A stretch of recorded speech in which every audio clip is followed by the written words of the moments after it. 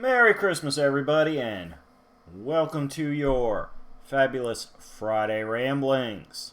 That's right, even with the holidays in full gear and the most magical day of the year upon us, we are still here dropping content for you. Granted, it's not live, but it is still present, and we are going to unwrap a big one. We are going to discuss what is my second favorite Christmas movie. Last year we discussed my main one, which is Gremlins, and which you should go back and watch if you have not seen that review. It is very nice. I'm going to put a link in the description for you to make it easy. But make sure after you watch that, you come back and watch this one, because this movie is potentially just as good, if not better, depending on what you're looking for. Then Gremlins is, keep it short and try not to go too far off stage, is that it's a very non-standard Christmas story. It's got a lot of dark humor, it's got a little bit of Halloween horror take to it, so, it's not everybody's cup of tea. However, this go-round, since we are doing this on Christmas Day in particular, we're going to discuss what may be the ultimate Christmas story. Or at least, one version of it.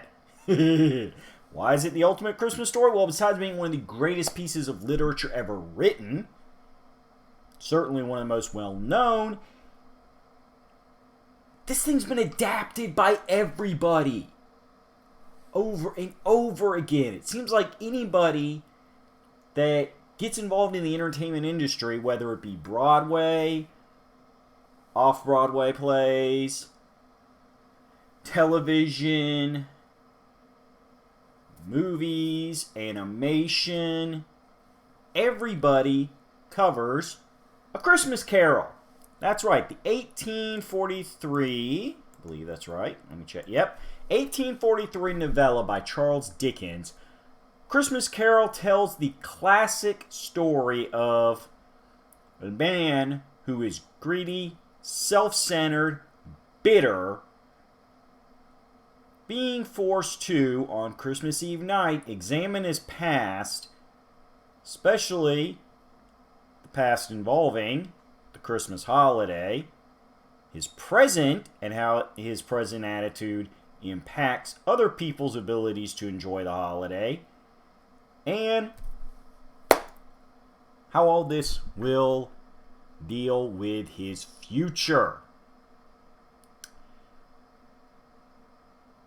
Being exposed to his actions, and specifically seeing how much of his attitude is the result of him making bad choices in life and never consciously admitting he had gone down the wrong path, thus self-destructing his own general happiness,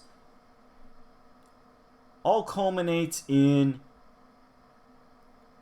Ebenezer Scrooge deciding to go straight around the bend, do a complete 180 in attitude, embrace all the positivity and charitable actions that Christmas represents at its purest, proving the truest moral of the story, which is, as long as you're alive, it is never too late to change.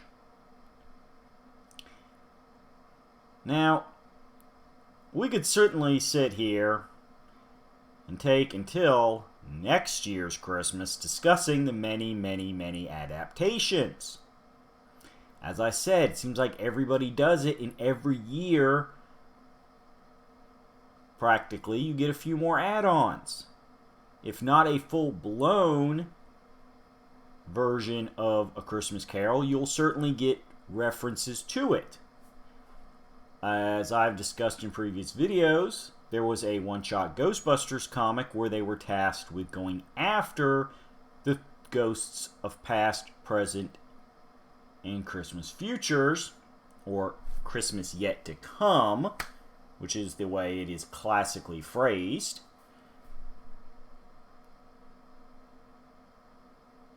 only to find out that the rich man, who was a bit of an Ebenezer Scrooge himself, was not telling the full truth about his encounters with these three ghosts. It's a good little story. Takes a bit of a different slant to the Christmas Carol thing to it. But that's what I'm saying. We're going to focus on one version. What is my personal favorite version? Because it is an incredibly entertaining movie in its own right that also does what 90% of adaptations don't do, and that is step away from the pure formula of the story. Sure, sometimes you'll, change genders, change ethnicities, go full-blown animated, and everybody be anthropomorphized animals. But it's always still Ebenezer Scrooge in what was then the present time of Charles Dickens. It is A Christmas Carol. However, I know those of you who read the titles of these videos real closely have already got this spoiled, but hey, little suspense never hurt anybody. In 1988, Richard Donner and writing partners Mitch Glazer and Michael O'Donoghue, I hope I pronounced that right, got together to do a remake starring Bill Murray, Scrooged. Now this also features some excellent music by Danny Elfman, who may be one of the greatest film and TV composers of all time. I know it's going to, a lot of people will be like, hey, what about John Williams? What about this guy? What about that guy? I mean, don't get me wrong. There's people who have written iconic themes, maybe even a couple of them. But dude, you look at Danny Elfman's body of work, he has definitely got the quantity down packed. And I don't blame him. Frankly, if I ever made a movie, I would want Danny Elfman to score it too. At least do one song for it. I mean, man is on cue. But yes, Scrooged. Woo, woo. The most awesome review ever of the most awesome adaptation of the Christmas Carol ever is your Christmas gift this year. Check it out. We even have back of the box art. Look at that. Look at that beauty. That's enough playing around. Let's get to the nitty gritty. The reason they went ahead and called this movie Scrooged instead of flat out admitting it's Christmas Carol is because, one, as soon as you see the trailer, you know what you are going to be getting. And B, as we said, they took some creative liberties with the movie. They updated it to the then modern times of the late 80s, changed a few character names around, and gave it a distinct feel of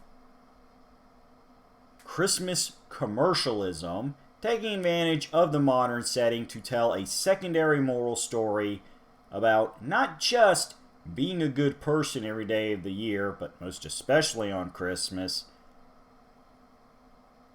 but more importantly, especially in today's day and age, as one of the things that makes the movie great is its setting still manages to feel contemporary, minus a few little quirks of technology, but that happens. As it says a lot about taking Christmas and over-commercializing it and treating it like a marketable, merchandisable commodity instead of a holiday for emotional and spiritual fulfillment.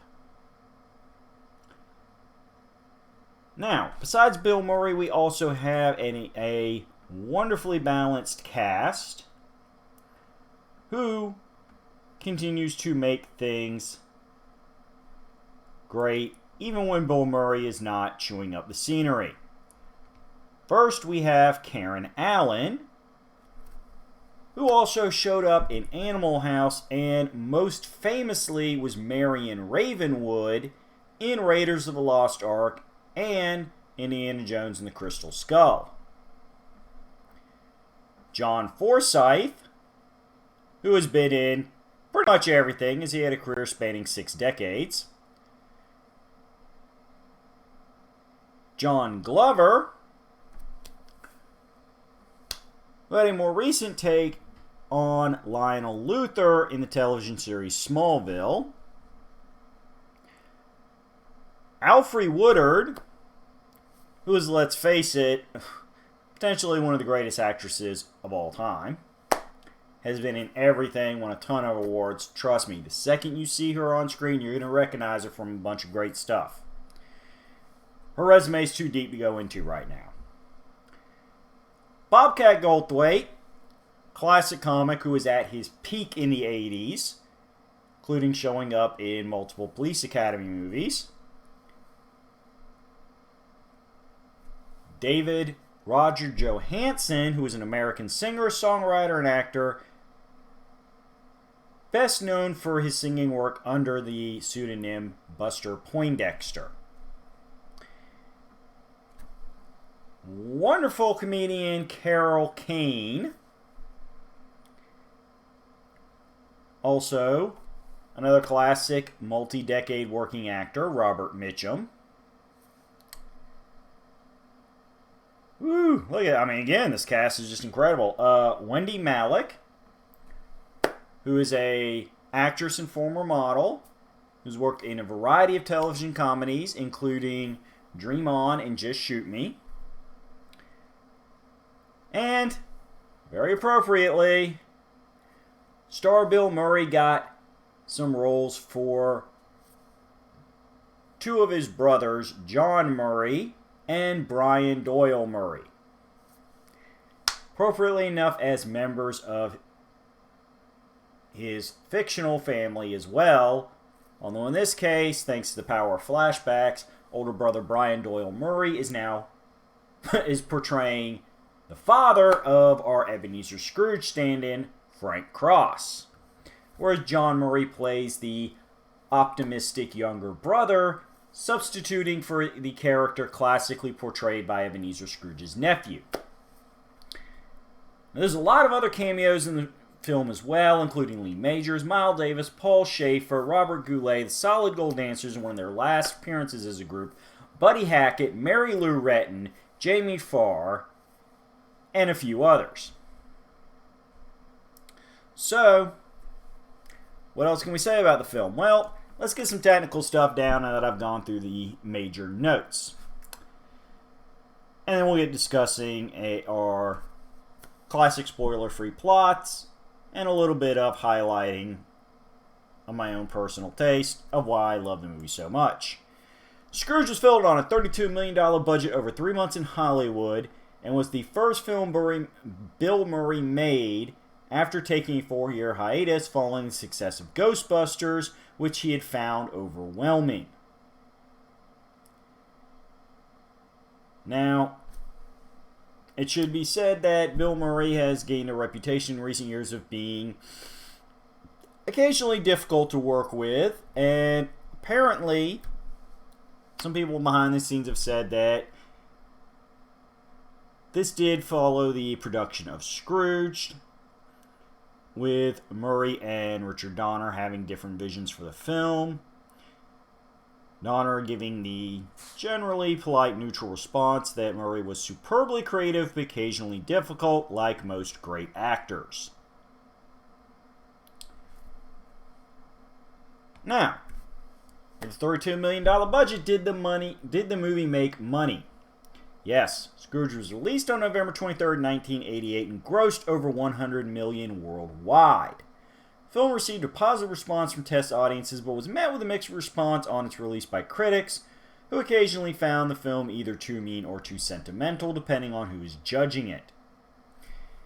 In the years since its release, Scrooge has become a cult classic and a regular television Christmas time feature.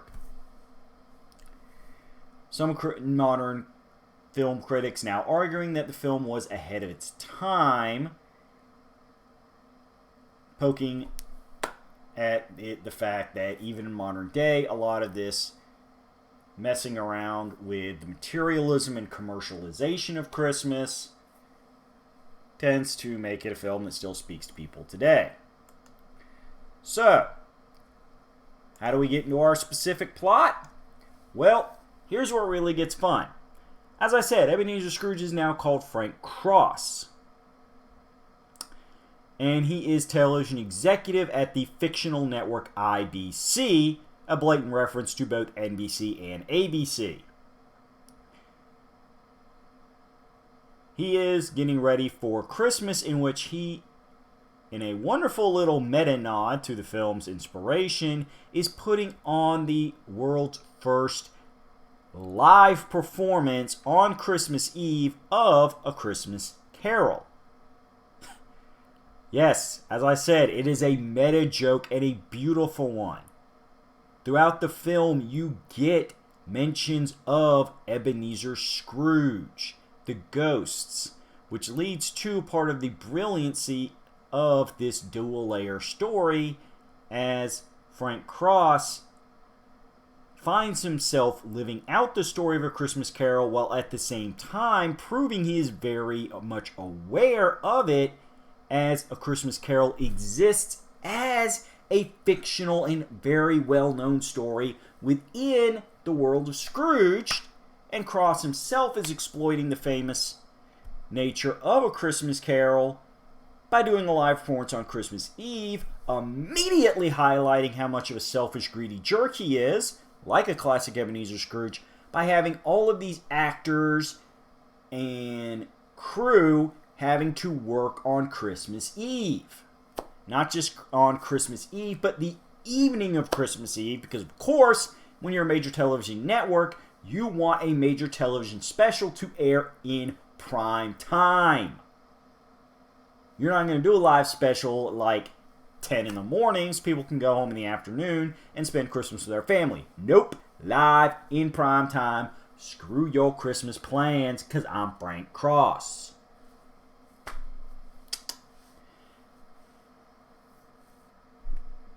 Very quickly, he establishes the fact that he is potentially even worse than Ebenezer Scrooge ever was in A Christmas Carol by not only rejecting the commercial plug for IBC's A Christmas Carol, but showing his own version he had made to his executives, which frankly came off more as a trailer for a horror-filled documentary on everything that is wrong with today's society.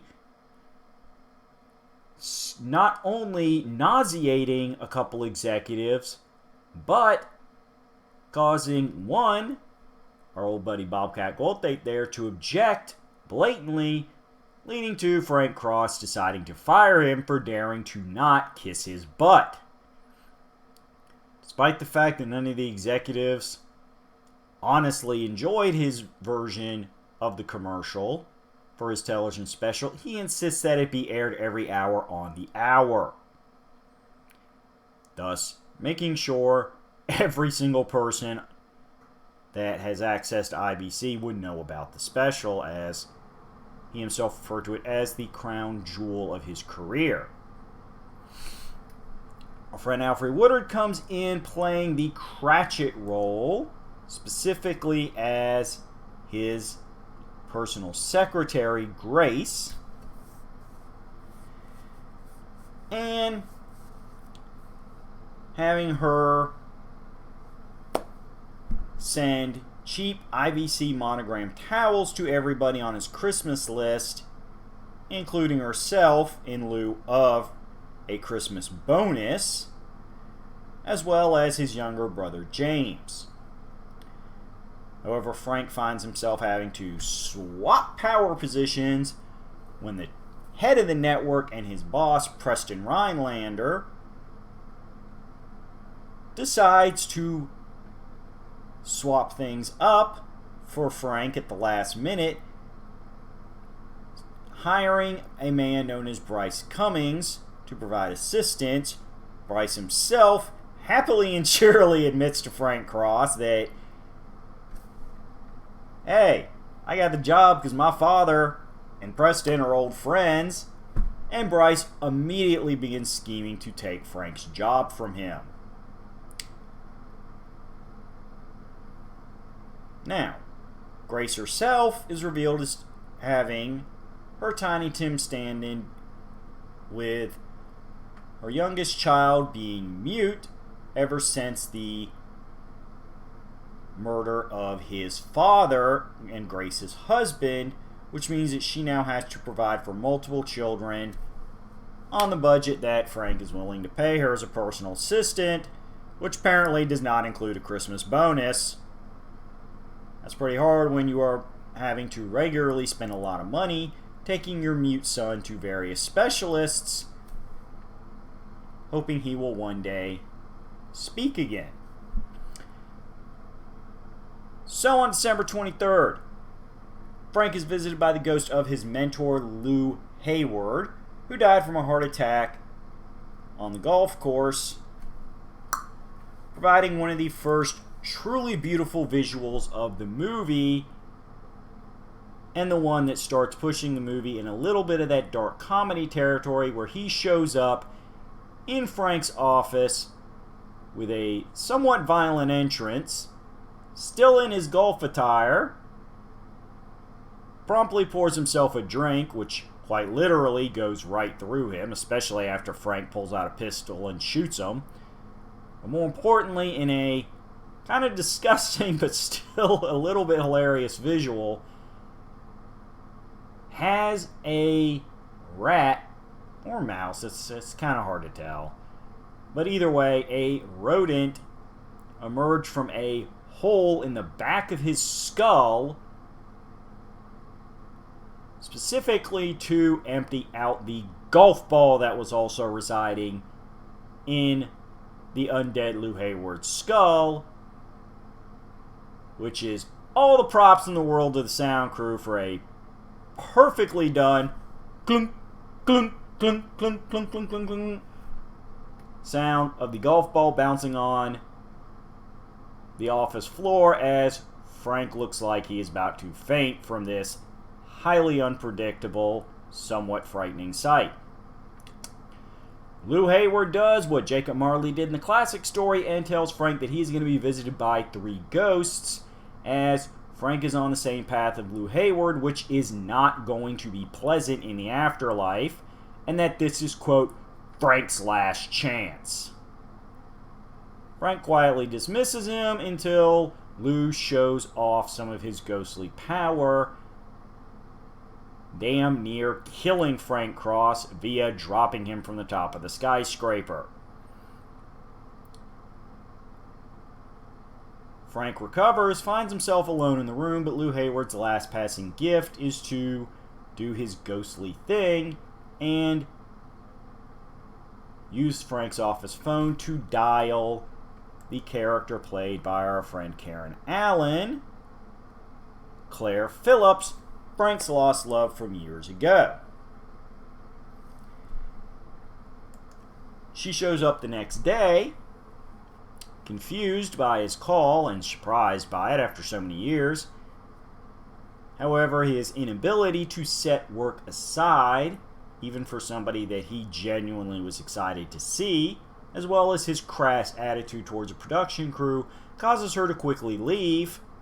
However, she does hand him her business card for the homeless shelter that she regularly volunteers at, and reveals that she never did get married. Woohoo! Hinty hint.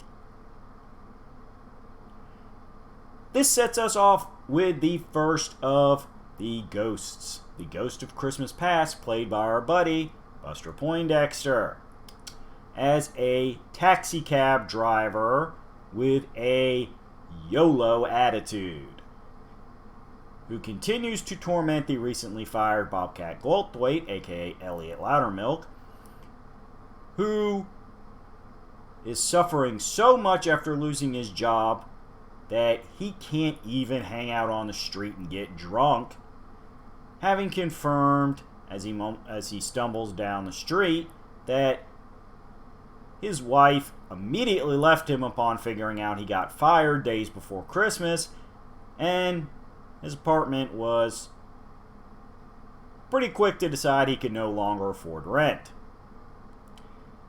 We're going to bounce back and forth with Elliot Loudermilk, seeing him continue to descend into desperation here and there throughout the movie.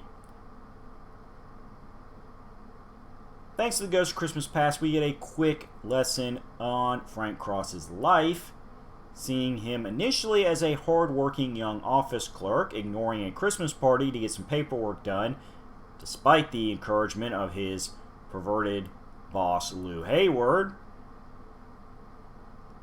only to later meet Claire while trying to escape the Christmas party, them having a nice relationship for a few years before he snubs her and their friends on Christmas Eve so that he can attend a special business dinner with Lou Hayward, which promises him some major upward mobility, thus causing the split with Claire.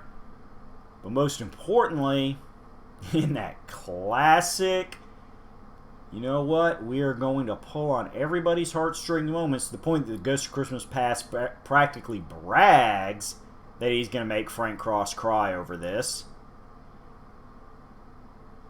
showing him that his own mother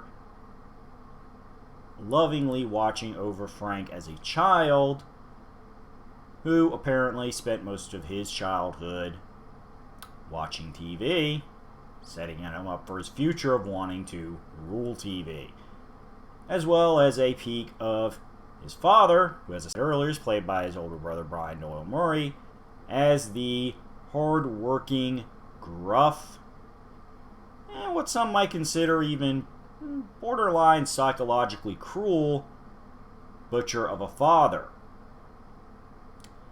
Yep. As much as we all like to be tough, both the viewers at home and Frank Cross found themselves with misty eyes when you see his mother, pregnant with his soon-to-be seen on-screen younger brother, wishing him Merry Christmas with that kind of loving manner that only a mother can do. Frank Cross continues to head back in the present, tries to chase down Claire. However, her overly helpful nature to everybody in the city, including a few homeless people, drives him insane and encourages him to, quote, scrape them off. If you're going to save anybody, save yourself. Shortly thereafter, he gets a visit from the Ghost of Christmas Present, our friend Carol Cain, who shows him how his actions are continuing to hurt his personal assistant, secretary, whatever term you prefer, Grace, and her family, as they live in one of the poorer sides of town, as Frank not only did not give her a Christmas bonus, but has refused to give her a raise, despite her working for him for several years and doing an excellent job of it. This is truly, out of all his interactions with the ghosts, my favorite, as Carol Cain plays the Ghost of Christmas Present as a violent fairy, literally physically assaulting Frank Cross every time they need to jump to visit another important person in Frank's life, including such classic lines as, "The bitch hit me with a toaster."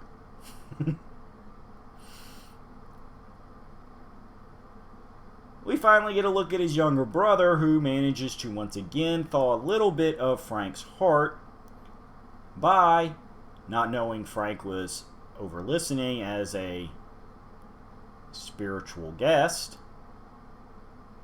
explaining to his wife, the aforementioned Wendy Malick, that, yeah, I know I invite him to Christmas every year. I know he says no every year, makes lame excuses. I know they're lame excuses. I'm never going to give up on him. He's my brother and I love him. Yep. That's a line that's going to touch the heart of anybody, especially those of us like myself with siblings, because, hey, that is the core of Christmas. It's your family. Christmas is all about your family. Even if they don't want to be with you on Christmas, you still never give up on them. We have more fun and shenanigans, including Bryce Cummings continuing to undermine Frank and do his job for him, freely reveling in Frank's apparent nervous breakdown, leading up to the big finale. Big finale of all versions of A Christmas Carol. The Ghost of Christmas Yet to Come, which is played as a Grim Reaper with a lot of practical effect puppetry, including ripping open his robe.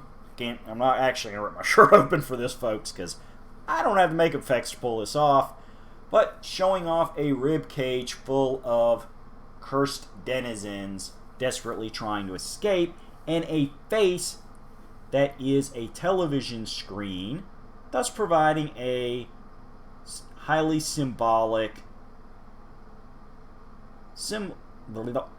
highly symbolic symbolism. That's redundant. Let's try some new words here. Highly symbolic imagery of Frank having to not only face his own reflection as he sees how his actions in present, if they continue on the current path, will wreck the futures of Grace, her mute son, Claire, who apparently eventually takes his advice of scrape him off and becomes a cold-hearted, cynical, rich yuppie like Frank currently is. All up to that familiar Christmas Carol finale of Frank attending his own lonely, lonely funeral. I will say for 1 minute, I love Bill Murray, but this is probably some of the worst line delivery I've ever seen from him. I mean, the scene is done beautifully. The later effects where he's, really experiencing the honest fear and panic of death is great, but he's got this line. I know he's trying to play it like he's shocked and he can't quite comprehend what he's looking at, but he has this line delivery of, oh, it's my brother. My brother's dead. It's so overdone as that I'm in shock and my brain's on autopilot and I don't even know what the words coming out of my mouth are, that it just comes off as a really wooden reading. I love 99% of this movie, but that line delivery just kills me every time. I'm I really wish you guys had just redone that line. It just pulls me out of the movie for a second every time. But as I said, thankfully there's some wonderful effects almost immediately afterwards that save the general scene. We get our finale. We get our beauty. Frank puts it all together just in time to confront Ayla Loudermilk, who has re-entered the building while everybody's downstairs doing that live performance of A Christmas Carol with a shotgun, ready to kill Frank Cross for ruining his life. However, the manic Frank Cross not only survives being shot, but turns the tables on Loudermilk, recruiting him for his grand rehabilitation and promising him a new job with more money than he made before as his first making amends. The two of them then hijack the live telecast so that Frank Cross can give what is a tremendous speech that, according to some behind-the-scenes commentary, was almost completely improv by Bill Murray in the moment as they were filming, where he declares that, you know what?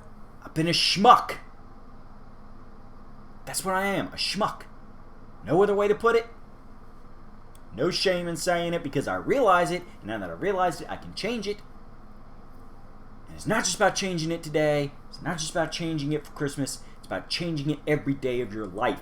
Being that good person every day of your life. And that is not verbatim speech. I'm not going to spoil it for you. I don't care if you just look up the ending clip on YouTube, but you have to see it. It is one of the greatest happy ending, wrap it all up speeches I've ever seen in any movie. It is 100% Bill Murray at his finest. If you watch that scene, it is just everything you need to know about why Bill Murray has had a career spanning multiple decades in Hollywood, despite occasionally pissing off people he's worked with on films. It's just, it is everything the movie needed. It's everything everybody needs to hear. We managed to get a return of his lady love, the huge kiss at the end under the mistletoe, a little bit of teasing about some of their past, and the physically affectionate nature of their first go-round as a romantic couple. Hey, they were young, it happens, no judgment. All leading up to the finale, in which Danny Elfman takes an aside for Annie Lennox. I believe it was Annie Lennox. Let me make sure of this. Yep, Annie Lennox and Al Green, with a little help in the theatrical version from Bill Murray, performing a wonderful song called Put a Little Love in Your Heart, which, let me check, I believe was actually written for this movie. Let's see. Oh no, excuse me. It was originally performed in 1969 by Jackie DeShannon.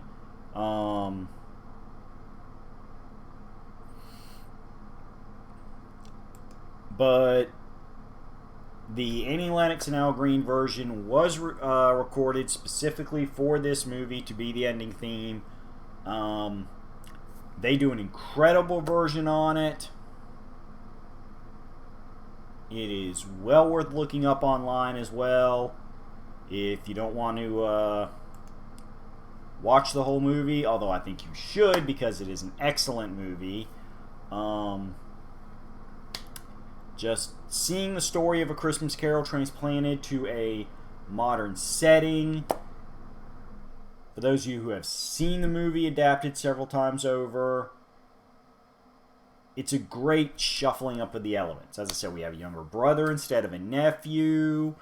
The romantic interest that is discussed in most versions of Christmas Carol is still here in the present and adds to that happy ending. We have an excellent version of Cratchit by the wonderful Alfred Woodard. Seriously, I don't know. I may do an episode later just discussing how great she is as an actress. Maybe mix it up with a couple others. Like, she's one of those people that you don't immediately think of when people are like, hey, who are some of the all-time great actors and actresses in Hollywood history? But as soon as somebody brings your name up and you start thinking about the role she's done, you're like, oh my God, you're right. She's excellent. Like, so she really does just deserve all the recognition in the world. Bill Murray is just the perfect Ebenezer Scrooge. He plays the bad guy excellently, especially as a smarmy yuppie. You know, he has so many lines in this movie that I adore. Just his exasperation at his various employees, telling, a room of executives that, it's not just that he's displeased, it's now I have to kill all of you! It's just, he's so, you want to hate Frank Cross. You hate him so much in the movie. And that is why seeing that rehabilitation, seeing the human being that is caring and sympathetic and even empathetic at times at the end of the movie is wonderful. Because that is what makes you believe in humanity. That's what makes you believe in the power of Christmas. It's like they took Ebenezer Scrooge, gave him a shot of Grinch steroids, and threw him out there in 1980s New York and said, you know what? Bam! But honestly, my favorite part of it all may just be, as I've kept saying, having that Christmas Carol live production be a major plot point of the movie. Just having the Christmas Carol story represented on multiple levels and in multiple layers throughout the movie. They knew they were doing a remake. They knew they were doing an adaptation of one of the most famous stories in literature and one of the most famous holiday stories ever done that had been adapted several times over in television and film by the time this movie was made. They embraced it and ran with it. They said, we're going to tell the story in a modern setting. We're going to tweak some of the elements, but we're not going to pretend we're making an original film. Look for it on your favorite streaming service. Order it on DVD. I know it's a little late in the year to watch it on Christmas Day, but you know what? You can have it ready for next year if you can't find it on TV or streaming today. Get it as a late Christmas gift to yourself. Hell, don't even wait for Christmas to watch it. Watch it whenever you get access to it. Embrace it. Because I'm going to tell you, it's a yearly watch for me. That is no nonsense, no BS. I own it. There's my DVD case. I own it. I have paid money for it. I've never regretted that investment. Watch it. Love it. Be one with it. But most importantly, I want you to come back in 7 days for another rambling, or maybe before that to check out the other awesome shows on this channel.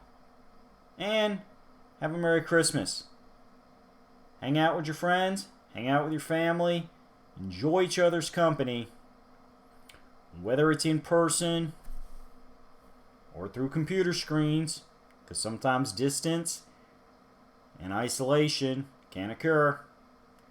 And remember, as that ending theme goes, put a little love in your heart, and the world will be a better place. Alright, that's all I'm going to do, because YouTube's got copyright things. It is a commercially released song that I do not own the rights to, so you're going to have to watch a movie to hear the rest of the song. Plus, Annie Lennox sings it a million times better than I ever will, so peace, love, happy holidays, and I'll see you in 7.